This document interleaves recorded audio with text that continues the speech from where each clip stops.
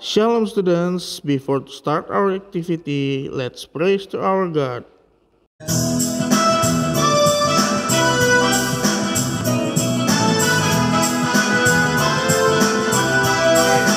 Dari terbit matahari sampai pada masuknya, biarlah nama Tuhan dipuji. Dari terbit matahari sampai pada masuknya, biarlah nama Tuhan dipuji.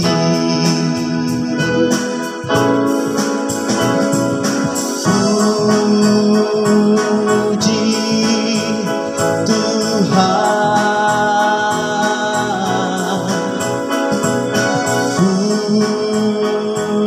puji Tuhan. Dari terbit matahari sampai pada masuknya, biarlah nama Tuhan dipuji.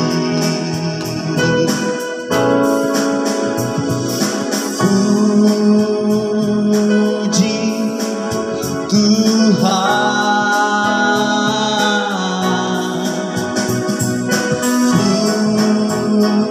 puji Tuhan. Dari terbit matahari sampai pada masuknya,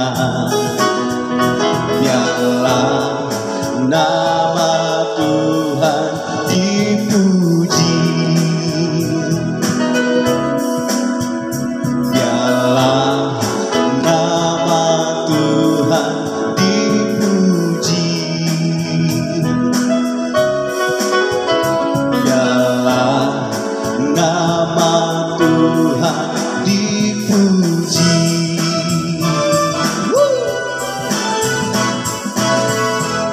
Shalom anak-anak yang terkasih di dalam Tuhan Yesus Kristus. Semoga Tuhan selalu memberkati kita.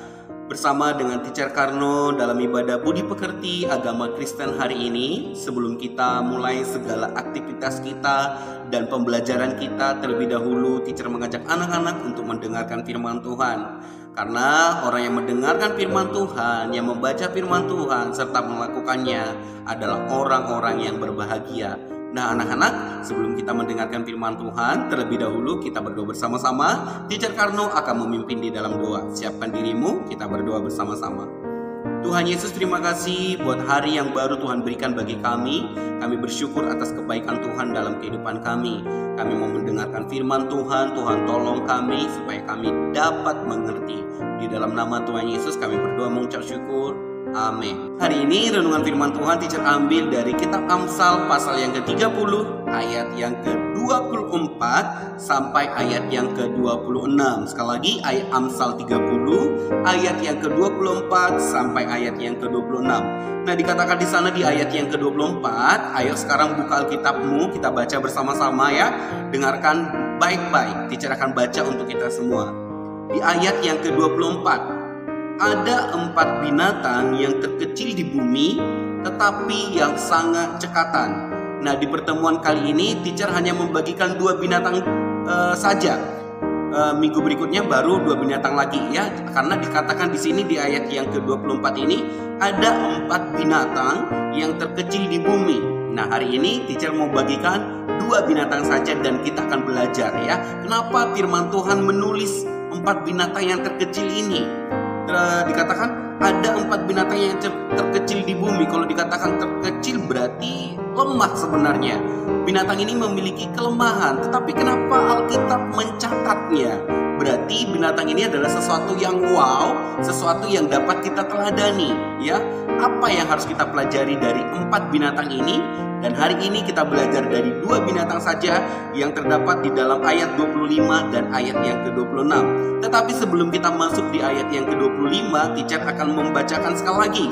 Ada 4 binatang yang terkecil di bumi, tetapi yang sangat cekatan. Nah, anak-anak, di dalam bahasa lain, cekatan ini artinya pandai, baik, cepat, dan tentunya tidak berlambat-lambat. Sekali lagi, cekatan ini artinya cepat, tidak berlambat-lambat, baik, dan pintar. Nah, ini yang harus kita pelajari. Binatang apa saja itu?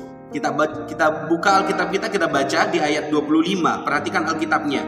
Semut, bangsa yang tidak kuat, tetapi yang menyediakan makanannya di musim panas. Sekali lagi, semut, bangsa yang tidak kuat, tetapi yang menyediakan makanannya di musim panas. Nah, binatang yang pertama yang mau kita pelajari yaitu semut. Nah, anak-anak, setiap hari kita pasti melihat semut, atau ya mungkin kadang-kadang melihat semut. Nah, semut ini biasanya kalau ada gula pasti ada semut, ya, karena semut ini mencari makanannya, ya, makanan yang manis atau makanan yang lainnya seperti roti, bisa juga makanan yang lainnya. Nah, semut ini dikatakan anak-anak bangsa yang tidak kuat. Jadi semut ini adalah binatang yang lemah. Tetapi kenapa Alkitab menuliskannya? Nah, ternyata semut ini memiliki keunggulan atau kehebatan, yaitu tetapi yang menyediakan makanannya. Nah, semut ini anak-anak coba perhatikan di rumah semut. Apakah semut ini berdiam diri? Nah, tidak. Jadi semut ini adalah binatang yang selalu beraktivitas. Dia tidak akan pernah berdiam diri. Dia akan selalu berjalan, mondar-mandir cari makanan. Dan makanannya ini disimpan bukan untuk hari ini, tapi untuk musim berikutnya. Nah, ini yang mau kita pelajari dari semut. Ya, anak-anak, teacher juga belajar, semua kita belajar. Semut berarti binatang yang giat bekerja.